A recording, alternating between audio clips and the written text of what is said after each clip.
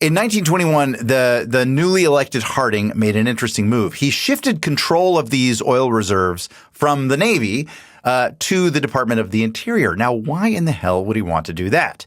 Mind you, this was a time when there was a lot of debate on whether to conserve the country's natural resources or to allow private industry to take hold of these resources and milk America dry for the benefit of, yes, you guessed it, private industry. Now, enter a character named Albert B. Fall, Harding's new Secretary of the Interior, and the Fall Guy. Is this guy? Does he become the Fall Guy? Is this one of those American stories? Okay, this where is a it's great, like, my name is Mud kind of situation. Kind of. This is a point of contention. So Fall actually does become the Fall Guy of this story, and a lot of people think that that is the origin of the term Fall Guy. That is disputed. It is apparently not the origin, but it's awfully convenient. He's Harding's new Secretary of the Interior and a former senator from New Mexico. Fall was also a rancher, lawyer, and poker addict. Wasn't everybody in the 20s who downed plenty of whiskey? Didn't everybody in the 20s in the midst of Prohibition? He was a man in the 20s. Yeah, exactly. He was just a dude in the 20s. Now we've got a photo of him. Ooh, I like this. He's very scandalous. Doesn't it look like he's holding something creepy, whether it's his genitals or he looks like he's hiding something. He looks, the handlebar mustache definitely alludes to a man who is hiding something. Although the quality of that coat, it's amazing the quality of the clothing of that time. I agree.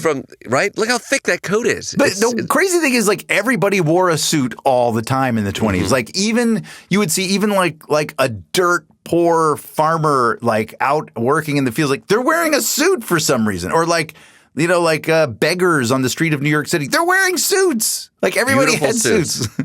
And the sweat, God, the smell of the 20s. It feels like that's something you can't encapsulate. But I can only imagine if everybody's wearing three-piece suits. Wool.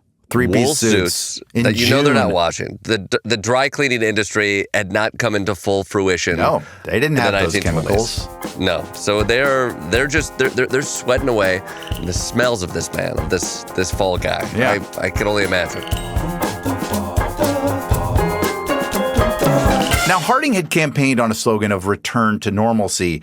Fall was not on board with normalcy. It turns out he really coveted power and wealth, and to get it, he needed access to those reserves. Almost immediately, he secretly commenced his money-grubbing intentions. He leased the naval oil reserves at Teapot Dome and also a place called Elk Hills and Buena Vista, California, to two private oil tycoons, Harry F. Sinclair of Mammoth Oil and Edward L. Doheny of Pan American Petroleum. Now, you may know the name Doheny from Doheny Drive here in Los Angeles. It is the same Doheny. And it's just a couple of blocks away from me right now, which is just a meaningless factoid. Yeah, does anybody know that? I'm in New York. Would I have known that? Would people who live on Doheny Drive know that? They probably don't know for whom Doheny Drive is named, but now they do. And you really are providing a service, Ed. You really are. They're thrilled. This is really the point of this podcast, is just to give people useless information. Can you tell me why 3rd Avenue is called 3rd Avenue? Is there a story behind that here in Brooklyn? That one's tricky. Yeah. There was a Arnold J. Third was a local bridge building tycoon. No, it was a poker aficionado, if I recall. Of course.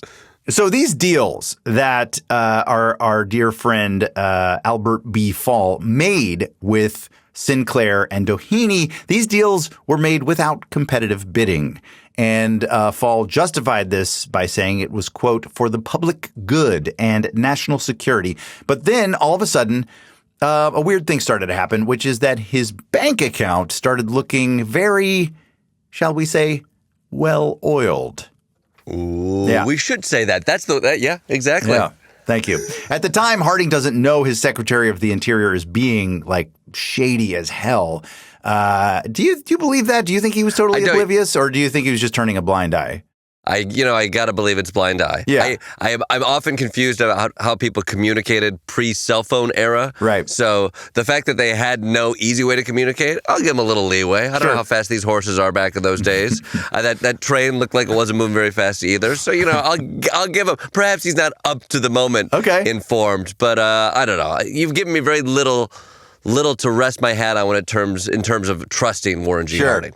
Well, it turns out there's actually good reason to believe that Harding was relatively unaware at this time. President Harding was quite busy dealing with the extensive aftermath of World War I, jostling through labor disputes and flirting with women not named Florence.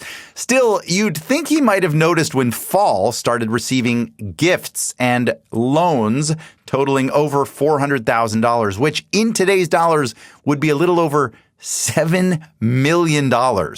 He literally got an entire herd of cattle at one point from one of these tycoons. You got to start asking questions. It's going to raise a couple of questions. You show up at the cabinet meeting and there's 400 cattle there. Where'd you get these? Don't worry about it. Why do you stink? Why do you smell like cow shit? Just be honest, Paul. What's going on? These layers. I have to wear all these layers. Yeah. What am I going to do? I'm wearing these layers. Yeah, I guess we all stink a little bit, right? It's wool. We're wearing wool.